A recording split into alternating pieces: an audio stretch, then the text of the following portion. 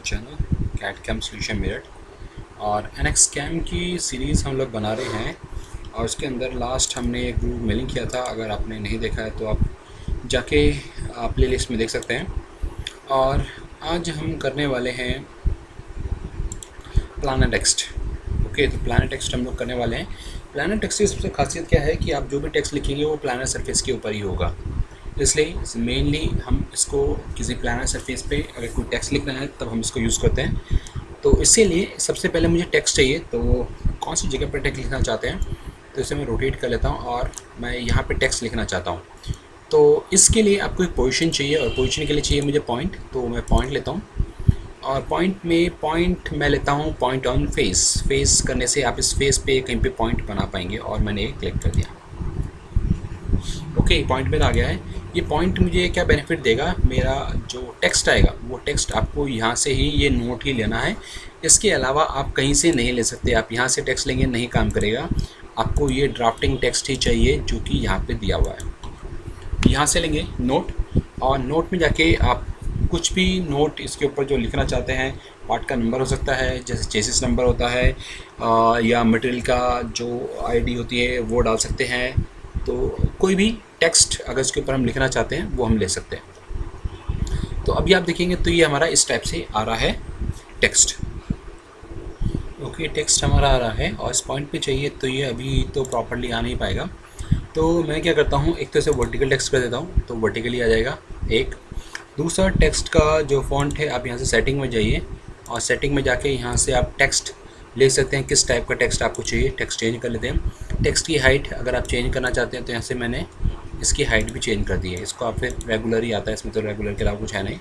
आप इसे क्लोज़ करें और ये देखिए, और ये है मेरा पॉइंट। क्लिक, आप पॉइंट पे डिफाइन कर दीजिए। ओके, तो ये मेरा टेक्स्ट आ गया है। अब टेक्स्ट के बाद दूसरा जो काम है वो है मेरे पास टूल। मुझे एक टूल क्रिएट करना पड़ेगा। तो टूल के लिए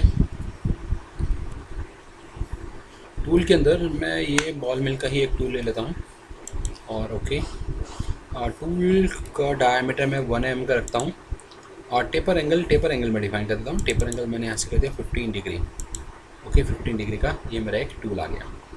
मटेरियल होल्डर वो सब तो कॉमन है, वो मैं पुराने ट्यूटोरियल में वीडियोस में ऑलरेडी बता चुका हूँ, तो मुझे नहीं लगता उसमें आपको कोई प्रॉब्लम होगी।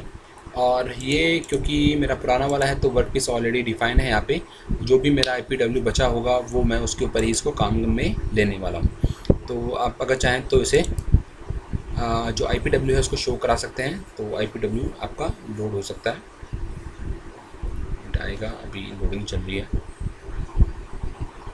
या आप डायरेक्टली जाइए, यहाँ से डायरेक्टली जाने के बाद भी मैं यहाँ से ले सकता हूँ। और टूल है मेरा बॉल मिल का और वर्क पीस के अंदर और फिनिशिंग रफिंग कैसा रखना चाहते हैं फिनिशिंग ले लीजिए।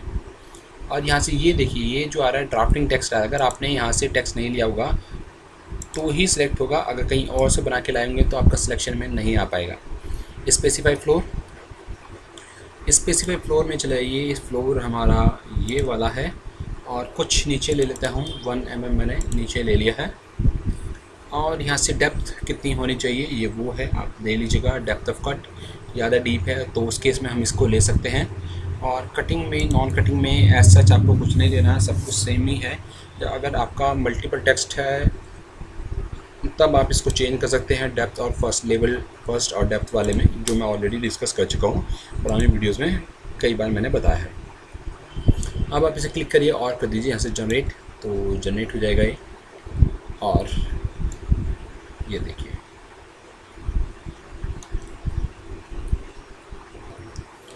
ओके, यहाँ पे अगर आप देखेंगे तो ये कुछ ऊपर आ रहा था। तो फ्लोर को मैं चेक करता हूँ। तो जब हमने फ्लोर बनाया है तो फ्लोर जो था मेरा वो 1 mm ऊपर आ गया है। मैं एडिट में जाता हूँ और इसको रिवर्स कर देते हैं ताकि ये अंदर की तरफ ले।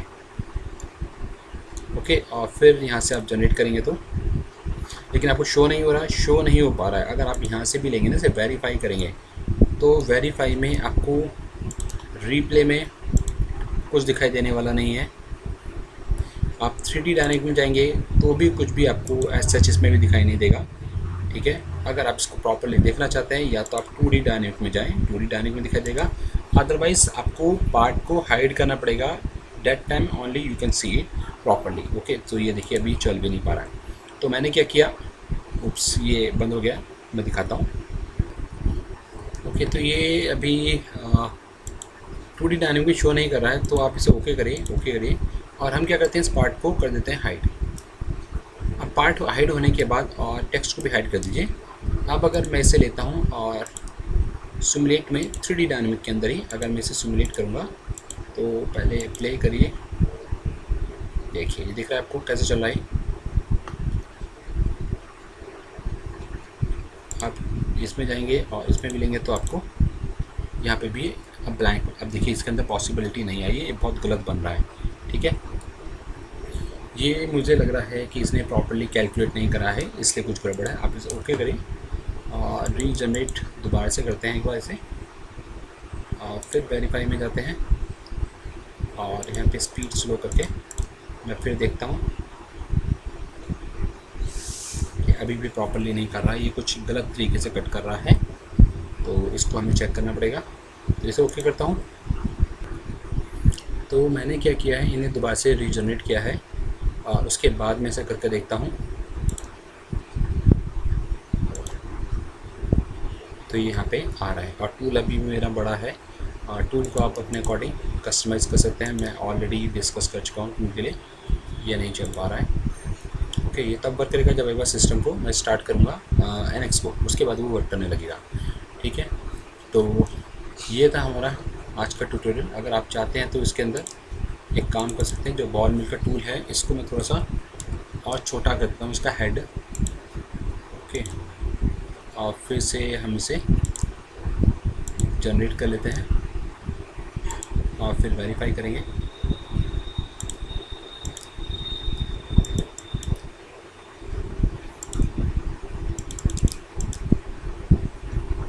ओके, सो ये था हमारा प्लानर टेक्स्ट।